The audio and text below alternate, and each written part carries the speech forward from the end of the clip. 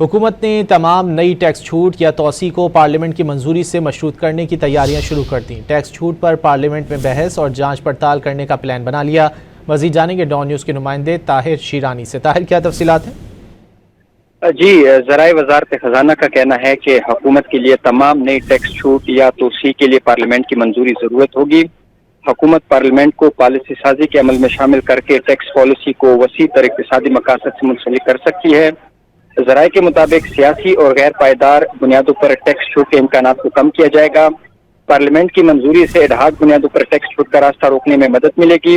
معاملہ پارلیمنٹ میں لے کر جانے سے زیادہ شفافیت اور احتسابی عمل کو یقینی بنایا جا سکے گا۔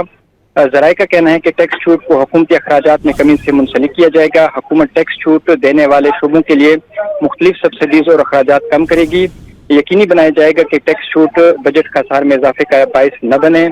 ذرائع وزارت خزانہ کے مطابق حکومت ایک جامع ٹیکس اخراجات فریم ورک مرتب کرے گی۔ فریم ورک کے تحت تمام ٹیکس چھوٹ کے ٹریکنگ اور رپورٹنگ کی جائے گی۔ ٹیکس چھوٹ کی باقاعدہ سے جامع جانچ پڑتال کی جائے گی اور فریم ورک کے تحت حکومت ٹیکس اخراجات کو بجٹ پر اثرات کے لیے مانیٹرنگ کرے گی۔ ذرائع کے مطابق حکومت ٹیکس چھوٹ کے لیے ایک واضح اور شفاف میکانزم بنائے گی اور ہر مجوزہ ٹیکس چھوٹ کا کاسٹ بینیفٹ تجزیہ کیا جائے گا۔ ٹیکس چھوٹ کو صرف معیشت یا سوسائٹی کے لیے ٹھوس فوائد دینے کے لیے یقینی بنایا جائے گا اور ٹیکس پالیسی یونٹ تمام ٹیکس چھوٹ کو حکومتی اخراجات میں کمی سے جوڑنے اور اس کے لیے کام کرے گی۔